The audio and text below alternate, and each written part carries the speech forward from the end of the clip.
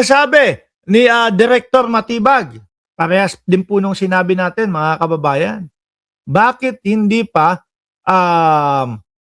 isuko lahat? Nga naman, di ba? Asan ba yun? Ito yata yan eh. Ito. Dalawa mong armas, huwag mo ginawan, pero sana yung 117 surrender na. Dalawa armas, sumama na rin si Senator Bato kung surrender.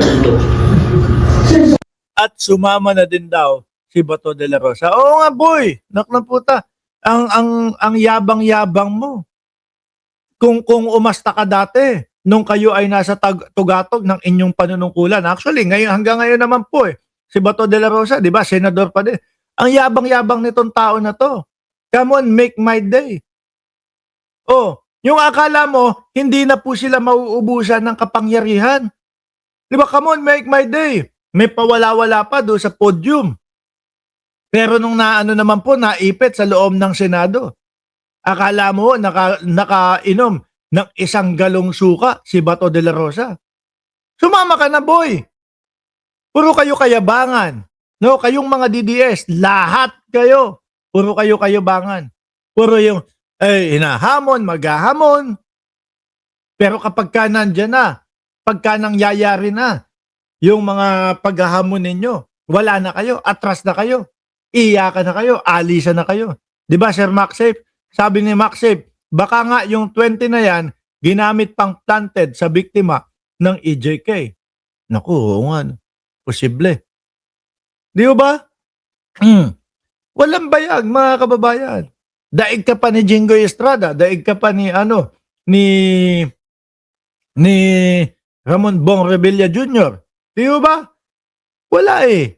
Puro yabang lang po, parang parehas lang po ng paputok. O, pinahawak ng paputok, umusok, takbo. Ang gago. Ngayon, takbo naman po sa batas. Pero, wag ho kayong mag-alala. No? Tingin ko hindi matatapos ang taon na ito. Yang si Bato de la Rosa. Uto-uto ho yan ngayon eh. Yang sila Bato de la Rosa eh.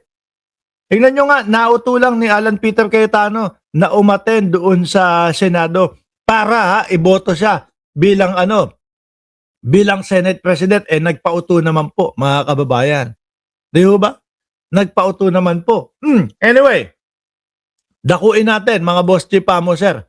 Etong si Joel Villanueva, mga kababayan.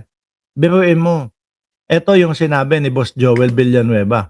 Na kapag actually, kaninang umaga lang ito, di ba? O kagabi ng gabi, tapos, o yun. Tapos, kaninang umaga, nag-anunsyo na ang Malacanang about po o tungkol doon sa special na special, asan ba yun? Hindi ko yata nalagay dito. Para po doon sa special, mga kababayan, na para sa Congress. Pakinggan nun natin si Joel Villanueva, mga boss. Saan ba yun? Magkaroon ng special session, tutuparin po natin ang ating sagradong tungkulin sa ilalim ng ating saligang batas. We will be there. We will be there. Tanong ko po sa inyo, ngayong araw po ba na ito ay nag-live si Cayetano? No?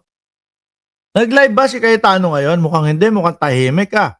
Alan Peter Cayetano. Yan natin. Kung may live. Checkmating the truth. Naku, yun pa din ang sinasabi ni Peter Cayetano. Paulit-ulit na bakit daw ihinto yung flood control. Eto. Ayan o. Hindi pwedeng puro away na lang sa Senado. Dapat ituloy. Bilang mga lingkod bayan, sumagot si Peter Cayetano. Have nothing to do with the Bible verse na naman. Parang hindi ngayon nag-live eh. Ano po, mga bossing. Ngayon, ito po ang sagot, mga kababayan. O ito ang sagot ni Atty. Claire Castro patungkol po doon sa special na gagawin po, mga bossing. Naisin ni Pangulong Ferdinand R. Marcos Jr.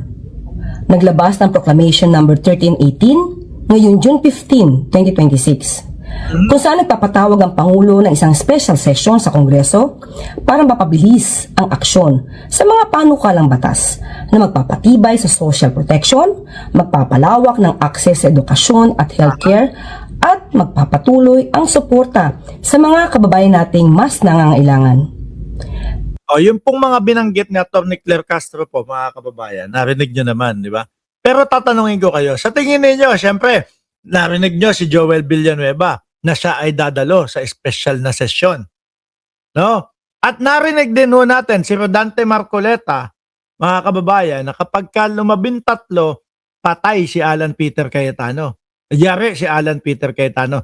Ngayon, ang tanong ko po sa inyo, mga bossing, bukod po doon sa sinabi mga binanggit na agenda doon po sa special na session, tingin niyo po ba magkakaroon ng botohan para sa bagong Senate President, mga kababayan?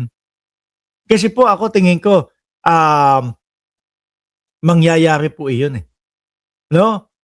Tingin ko mangyayari po iyon, mga boss chief, sir. Dahil nga tingnan nyo, yung kaila Alan Peter Cayetano, walang nangyari. No? Puro barilan, puro dramahan lang po, mga boss chief, sir. At pagkatapos, eto na, no?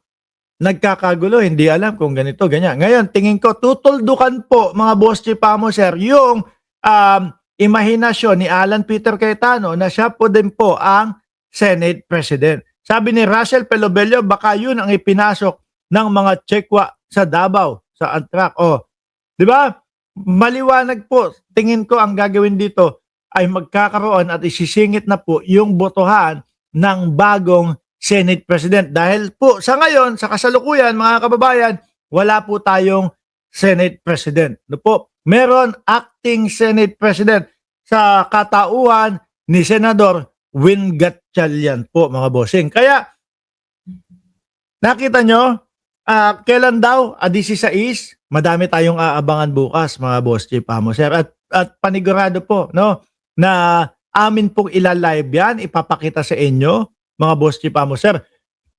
Yung Green Committee o yung meeting po sa labas ng Senado ni Rodante Marcoleta at ito pong pagpapalit ng Senate President bukas, mga boss. Hindi pagpapalit kasi wala na palang papalitan. Ano po?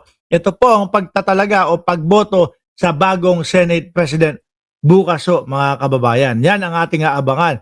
Sabi ni Minda Vlog Germany, kapit tukuyan talaga si Cayetano. Okay? So bandang alas 10 po o alas 9 o alas 10 ng umaga, naka-live po tayo dito sa channel na ito. Kaya ang gawin nyo po, matulog na kayo, no? Para pagkagising nyo, sabay-sabay nating panoorin kung ano po ang mga mangyayari bukas sa Senado, mga kababayan, mga boss chief, sir. Muli po, ako po si Mark Ramos, mga boss chief, sir. Magpapaalam, kita-kita tayo alas 9 at alas 10 ng umaga bukas, no? Dito pa din po sa Mark Ramos channel. Paalam po hanggang